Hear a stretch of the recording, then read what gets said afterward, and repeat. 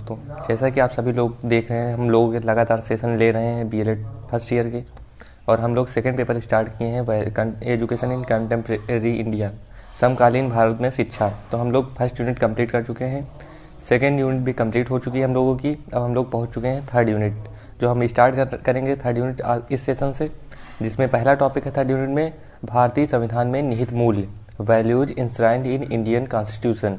ये बहुत ही इंपॉर्टेंट है क्योंकि ये हो सकता है लॉन्ग में आए क्वेश्चन, और ये नोट्स भी बहुत अच्छे हैं। हम कोशिश करेंगे कि आपको पूरा अच्छे से समझ में आए।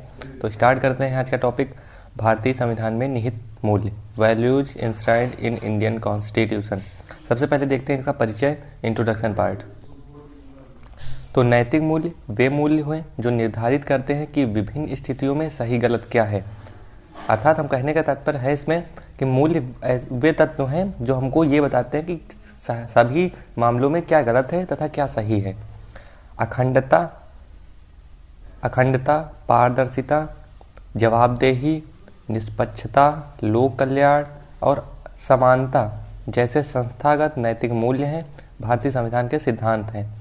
अर्थात जो भारतीय संविधान है, इसका जो मूल है यानी कि जो सिद्धांत है वो अखंडता, पारदर्शिता, जवाबदेही, निष्पक्षता, लोक कल्याण और समानता जैसे तत्वों पर निर्भर करता है।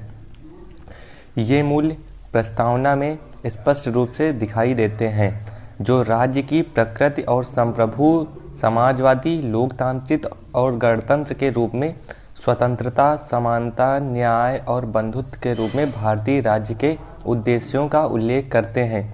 और जो ये मूल्य है हमारे संविधान में, भारतीय संविधान में, वो मूल्य हमको प्रस्तावना में साफ साफ दिखाई देते हैं, क्योंकि प्रस्तावना में कहा भी गया है लोकतांत्रिक, संप्रभु, समाजवादी राज्य के लिए तथा और व्यक्तियों के लिए समानता, न्याय, बंधुत्व की भावना के बारे में बताया गया है। अर्थात हम इन्हीं पे बात करते हैं। आइए देखते हैं अब इसकी संरचना, कि हम कैसे इसको स्ट्रक्चर कैसा होगा इसका मूल्यों का संविधान के। तो सबसे पहले ही हमारी संरचना, तो संवैधानिक मूल्यों में से कुछ पर निम्नानुसार कर चर्चा की जा सकती है। जो पहली हमारा मूल्य है हमारे संविधान का, वो है स्वतंत्रता, फ्रीडम। तो आइए देखते हैं इसमें संविधान के बारे में, फिर स्वतंत्रता के बारे में क्या बताया गया है।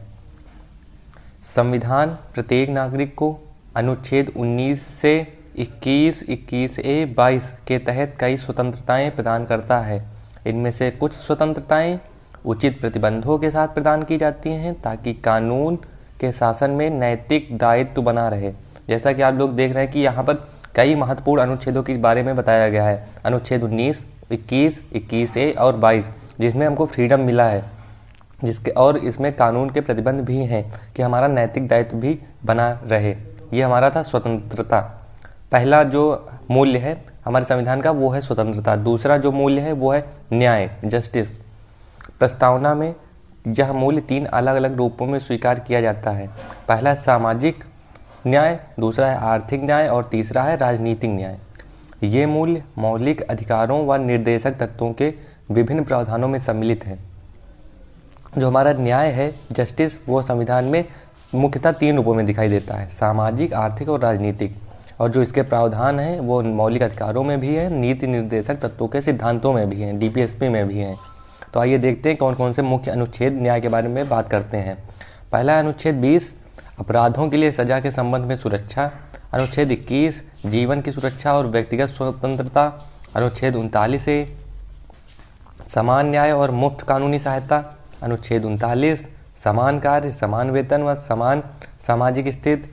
अनुच्छेद 326, सार्वभौमिक वयस्क मताधिकार, जो बहुत ही मुख्य है हमारे न्याय के पार्ट में। अब हम देखते हैं तीसरा कौन सा मूल्य है भारतीय संविधान में। जो तीसरा मूल्य है वो है समानता, इक्वालिटी।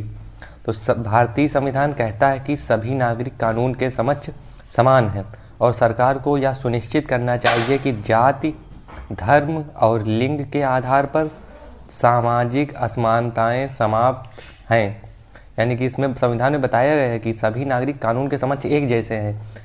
कानून किसी भी स्थिति में किसी से भी भेदभाव नहीं करेगा और राज्य का ये दायित्व है कि वो कभी भी जाति, धर्म और लिंग के आधार पर असमानताएं न फैलाए। अनुच्छेद 15, 16, 17 हमारे समाज के पिछड़े वर्गों के उत्थान के लिए आरक्षण जैसे सकारात्मक प्रावधान की गारंटी देते हैं जो समाज में समानता के भाव को प्रदर्शित करते हैं। अगला जो हमारे मूल्य है भारतीय संविधान का वो है निष्पक्षता। संविधान अल्पसंख्यक और समाज के कमजोर वर्गों को धर्मनिरपेक्षता और समाजवाद के संवैधानिक मूल्यों द्वारा संरक्षित करता है। जैसे अनुच्छेद 17 में बताया गया है कि अस्पृश्यता उन्मूलन यानी कि अस्पृश्यता को समाप्त करना राज्य का दायित्व है। अनुच्छेद 21A में बताया गया है जीवन और व्यक्तिगत स्वतंत्रता। अनुच्छेद 21 में बताया गया है जीवन और व्यक्तिगत स्वतंत्रता। अनुच्छेद 21A में बताया गया है 6 से 14 वर्ष तक के बच्चों को निःशुल्क व अनिवार्य शिक्षा। अनुच्छेद 25 में अंतरात्मा की स्वतंत्रता, मुक्त पेशा, अभ्यास और धर्म के प्रचार की अनुमति, यानी कि किसी भी राज्य को किसी भी व्यक्ति के समक्ष उसको धर्म के प्रचार पर अनुमति मिलेगी, अर्थात उसे रोका नहीं जा सकता, उसके धर्म की स्वतंत्रता है। अनुच्छेद 26 में बताया गया है धार्मिक मामलों के प्रबंधन की स्वतंत्रता, यानी कि कोई भी व्यक्ति धार्मिक मामलों को कभी भी प्रबंधित कर सकता है, यानी कभी भी उसका प्रचार कर सकता है। अनुच्छेद 29, 30, 350A, 350B इसमें इन अनुच्छेदों में बताया गया है धार्मिक अल्पसंख्यकों को उनकी भाषा और संस्कृति की रक्षा का अधिकार, यानी कि भारतीय समाज में जो भी अल्पसंख्यक हैं वो अपनी भाषा और संस्कृति की रक्षा कर सकते हैं और उन्हें अनुच्छेद 29, 30, 350A, 350B के तहत इन अधिकारों को प्रदान किया गया है। अगला जो मूल्य है भारतीय संविधान का वो है पारदर्शिता एवं जवाबदेही। संविधान सरकार को जनहित का प्रतिनिधि और सार्वजनिक संसाधनों का संरक्षक बनाता है, यानी कि जो हमारे समाज में सार्वजनिक संसाधन है, जैसे एग्जाम्पल के रूप में हम जैसे पब्लिक ट्रांसपोर्ट ले और जो जनहित है यानी कि हम सभी लोगों के जो प्रतिनिधि हैं वो सरकार ही है, यानी कि विदेशों में कभी भी हमारे देश का कोई प्रतिनिधित्व करना होता है तो सरकार ही वहाँ पर प्रतिनिधित्व करेगी। अर्थात इसमें बताया गया है कि संविधान सरकार को जनहित का प्रतिनिधि और सार्वजनिक संसाधनों का संरक्षक बनाता है। वित्त आयोग और नियंत्रक एवं महालेखा परीक्षक इसी उद्देश्य से बनाए गए हैं।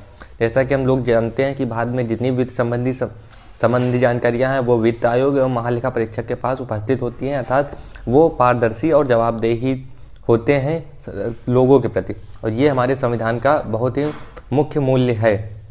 अगला जो भारतीय संविधान का मूल्य है वो है लोक कल्याण। इसमें हम देखते हैं कि लोक कल्याण में क्या बताया गया है भारतीय संविधान में। तो लोक कल्याण में बताया गया है कि भारतीय संविधान के भाग 4 में राज्य के नीति निर्देशक तत्वों के सिद्धांत का उद्देश्य सामाजिक आर्थिक स्थिति बताता है, जिसके तहत नागरिक एक अच्छा जीवन जी सकते हैं। अनुच्छेद 45 में बताया गया है कि 6 वर्ष तक बच्चों की शिक्षा व देखभाल। अनुच्छेद 46 में बताया गया है SC, ST और अन्य कमजोर वर्ग की शिक्षा और आर्थिक हितों को बढ़ावा देना। अनुच्छेद 48A में बताया गया है पर्यावरण और वन्य जीवों की सुरक्षा। अनुच्छेद 51A में बताया गया है राज्य के प्रति नागरिकों के मौलिक कर्तव्य। राज्य के प्रति नागरिक। तो लोक कल्याण के बाद अब हम देखेंगे अगला मूल्य जो है भारतीय संविधान में निहित है वो है बंधुत्व। बंधुत्व में भारतीय संविधान के बंधुत्व के बारे में बताया गया है कि यह मूल्य भारत में सामान्य भाईचारे को बढ़ावा देता है। यह अपने नागरिकों को एक परिवार के सभी सदस्यों के रूप में मानने का प्रयास करता है, यानी कि भारत के जो भी नागरिक हैं वो सभी एक परिवार के सदस्य हैं, कोई भी नीच या श्रेष्ठ नहीं है, यानी कि यहाँ पर किसी भी प्रकार का भेदभाव नहीं है। भारतीय संविधान में कहा गया है कि सभी लोग जो भारतीय नागरिक हैं वो एक परिवार के सदस्यों की भांति हैं, सभी समान हैं और उनके समान अधिकार व कर्तव्य हैं, यानी कि इसमें कहीं भी भेदभाव नहीं दिखता है। भारतीय संविधान के अनुच्छेद 91 में कहा गया है अंतर्राष्ट्रीय सुरक्षा व शांति का प्रयास, यानी कि भारत के सभी नागरिक व सरकार अंतर्राष्ट्रीय स्तर पर सुरक्षा व शांति रखने का प्रयास करेगी। अब हम देखते हैं कि निष्कर्ष क्या निकला है भारतीय संविधान के मूल्यों का। तो हम देखते हैं कि इस प्रकार यह निश्चित रूप से कहा जा सकता है कि भारतीय संविधान में निहित मूल्य एक मजबूत नैतिक आधार पर आधारित हैं। इसके अलावा भारतीय संविधान के ये मूल्य भारतीय समाज को अधिक नैतिक बनाने और भारत की विविधता में एकता के प्रति सहिष्णुता और सम्मान की भावना को बढ़ावा देने के लिए प्रयास और प्रेरणा देते हैं।